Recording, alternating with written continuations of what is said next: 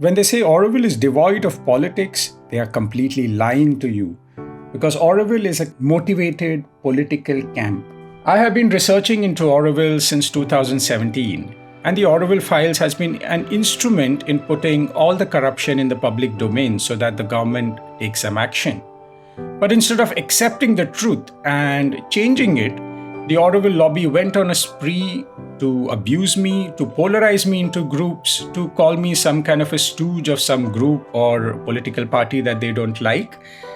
This powerful elite lobby since 1973 has been spreading false propaganda and making a completely different picture and narrative with regards to public opinion, so that none of their crimes are acted upon.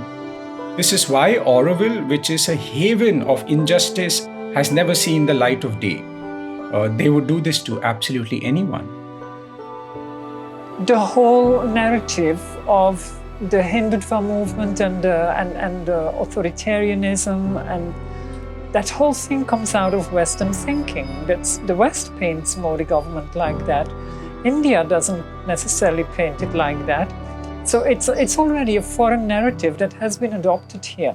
And anyway, what is true in that and what is not true in that, I find it extremely far-fetched. I mean, I find it next to ridiculous to think, because as far as I know, I don't think Prime Minister had any real knowledge about Auroville prior to when he was nearly forced to come here by these people themselves.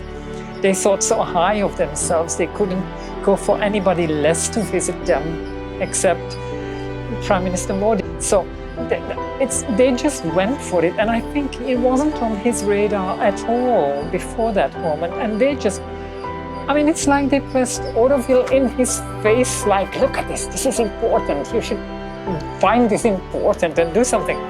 And then when the guy really looks into it, and when he really starts looking and thinking, but what is this? And then he finds that it's a quite nasty thing and wants to start cleaning it up. Then all of a sudden he's the devil. And it's because everybody that doesn't just parrot their narratives is immediately painted as negative. And they will find any excuse to just slander these people. This is horrible. I mean, it's really horrible. What they did to Madam Secretary is horrible, the way they slander. And they do that the same. They will do it with Prime Minister if they need to. I mean, it's just insane. And I swear, they believe that the government will be changed next elections or something, and that everything is going to go back, and Congress is going to come back, and they will win again, and they will get another thing or another sort of person. Auroville is supposed to be a place without politics, but here we have at least say 70% of the people supporting a political party, thinking that is much better for them. According to me, who made the Foundation Act, and it was very strict, it was the Congress. And it was made by these foreigners, right? But they don't want to follow the same act. So it's extremely crazy if they think that the government is actually political parties. It's a legislative body which actually has to follow statutory laws, whether it's Congress, BJP, AAP, anybody comes to power. Yes, so me personally, I have no idea about parties, BJP or whatever, so sorry. But I see government as an instrument, as a power which can help us to get out of this present misery. It can be any party, if government supports us, then it's great. Like, for example, even I always come back to Plato, but he said government is not against the people, government is for the people to secure our life.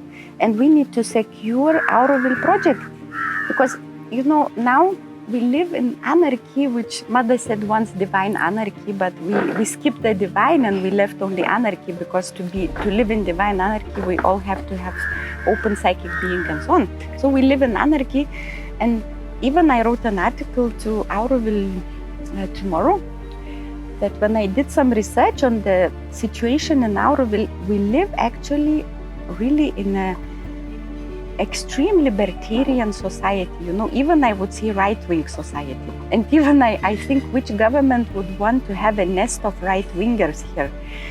I do what I want. So what are right-wingers? No rules, no laws, no government. We hate government. We put borders and we do what we want. Only I matter. So this is where we are now.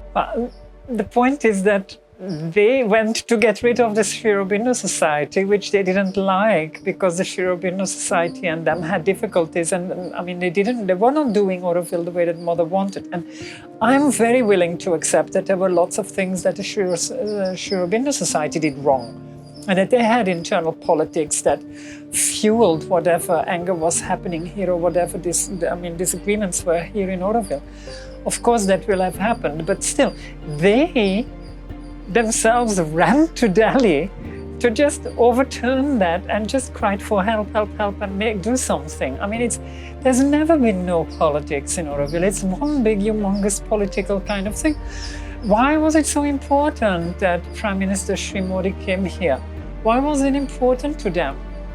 Because they find politics important. They want to play politics. Why did they run to Indira Gandhi? Why does François Gauthier have all of these friends in Delhi? Why do all of these people have...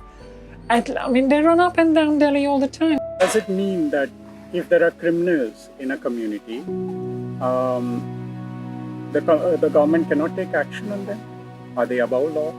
No, that's what I mean. They should stop everything which is against the project, all the criminals, of course. What about all these Benami properties that most of these Aurovilians have? The government should annex them and put it all under the foundation straight, right? Yes. Why is that not happening? No, but this is what I already said at the beginning. We knew many things, but we had no tools to change anything. And this is why I say only government can give us these tools, or even not give.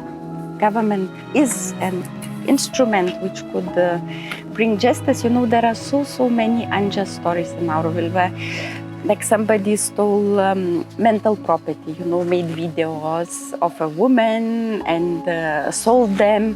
So we know all these cases, but nothing could be done. So we have this counseling group, you both meet, even if they cannot even sit on one table, you discuss. No, okay, they discuss. Discussion is, of course, bullshit, And then both live in Auroville, nothing happens. So like I said, criminals are emboldened.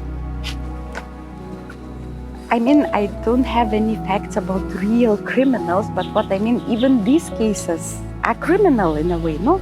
I cannot speak of some big criminal cases, but even any injustice,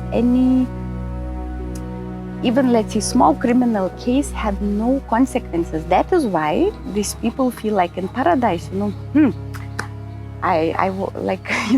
somebody is accused of pedophilia, but he lives here, he can even invite his friends, come, it's a very good place because no consequences, it's a paradise. Yeah, most of the people who are ruling in this nexus, they were all there from the 1970s.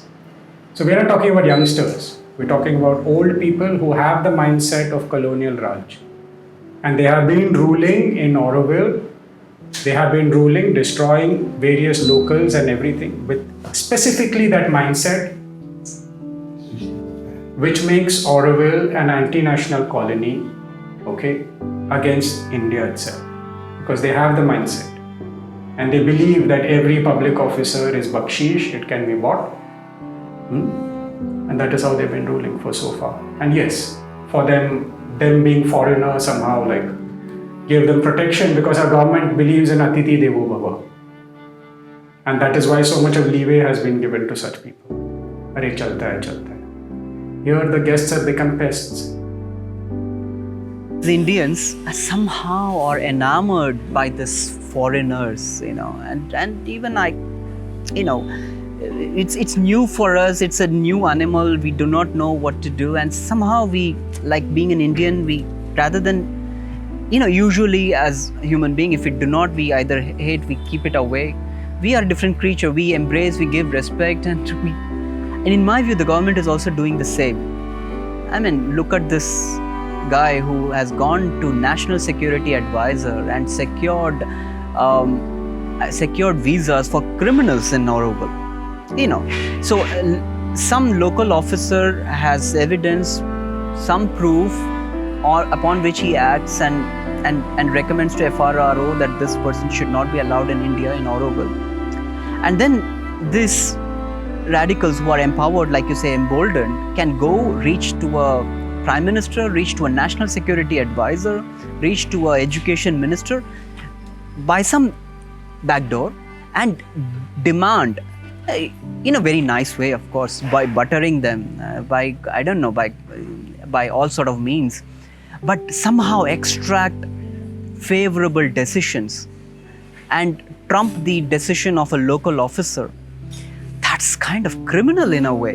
And why do we do it? Why do we bend over backwards to accommodate foreigners?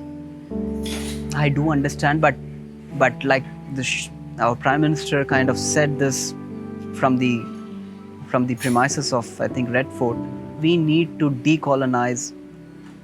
I mean, it's unfortunate that after 75 years of independence, the Prime Minister has to call for decolonization of our minds after 75 years. But that's the truth. And that stands true for Auroville also. Please welcome, by all means, accord them all that they want. जैसे हम हिंदी में बोलते हैं, sir पे बिठाओ. Provided they are here for Auroville, provided they are here to be a servitor. But if you are here to exercise right, demand and exploit Indians because they know that any moment, as carrying the white skin, by the virtue of just having a sheer linear of a white skin, you can enter any bureaucrat's office, any level, and demand, extract favorable decisions. Sorry, that's a sorry state, and we should. I mean, again, it's all of us. It's not just government. It's all of us. As Indians, we must realize that we are not below anyone.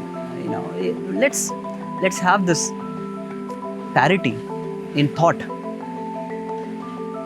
And I was very happy to hear that the Prime Minister of India, Narendra Modi, said that he is going to restore this spiritual legacy of Mother and Aurobindo. And really, it is our only hope of those who still remain in Auroville, who didn't leave, who didn't give up hope, that the government would intervene and help. And I hope that more and more Aurovilians would see and understand that this is the only way to solve all the injustice, all the criminality which is happening here. You know, how many people became rich through Auroville? Imagine if all this money would have come to Auroville, to the community. But selfless people, they don't understand that if they help the community, they will also live better. You know, they are so self-centered. And also that I met once Tamil Nadu Governor R.N. Ravi, and he also said his only request is to practice integral yoga of Aurobindo. He really said, Aurobindo said this, he can quote Aurobindo by heart, you know, and the mother. And he said this, Mother gave these guidelines for Auroville. Why are you not doing this? He said, Jayanti Ravi, why Aurovilians are not doing this? He said, I don't request anything more. Why do you think your narrative is over and over again rejected or dismissed or scoffed or criticized? Basically not accepted. Let me tell you, do you think truth is accepted worldwide? No, truth is never accepted worldwide. Truth is something which has the maximum amount of resistance. And here we are talking about a project which is supposed to be spiritual, which is supposed to have so much of propaganda that, wow, this is such a beautiful place, you know. So it is difficult for people to digest what they are seeing. Second is that, yes, they have been trolling me. Yes, they have been abusing me. Yes, they have been scoffing me. But has anybody so far come point to point and said that this is wrong, this is right? They cannot do it. They cannot face the facts. And out of my research is why the governing board, which is the government of India themselves, made a report recommending central agencies. And I'm not saying that every government is clean, okay? The government interests are deeply embedded into the economic nexus of Auroville, hence things are not moving. Otherwise, if me, as a normal citizen, would go to a police station with a handwritten complaint, half a page, FIR is filed. Here we have enough to file a charge sheet. This is exactly why are things not moving? Is it a human experiment? Is there an autonomy to be above law? There is not. And nothing is in, and I will not say that nothing has been scoffed or rejected. Nothing has been rejected. It is still under motion. I mean, I don't know exactly. One might be that they're taking things slowly, that they are not moving in too fast. Another aspect might be the fact that because this is an international township and there are people from, over 50 countries and all of that, so there's a lot of these kind of international relation things going on, and a lot of what are they called? These embassies, ambassadors, and all that kind of stuff are, kind of questioning the government and saying what's going on over here, and also they don't want to take things too much, too far, too fast. It might be that people are politically connected themselves. Within people in Auroville are politically connected outside. So I think there could be a whole bunch of reasons. All I hope is that at some point of time, things are investigated and taken forward. Yeah. Why do you think the government is so, relaxed? But this I don't know. No? I don't know. I mean, I have some ideas, but I don't know. I think. Does the government really feel that this is above law, or does it is a human experiment? But how can I know what government feels? Come on. I can tell you why Aurovilians say we are above law, because they like this situation, So they can do anything whatsoever? Yeah, this is what I said, right-wingers, liberalists, which want to live what they want,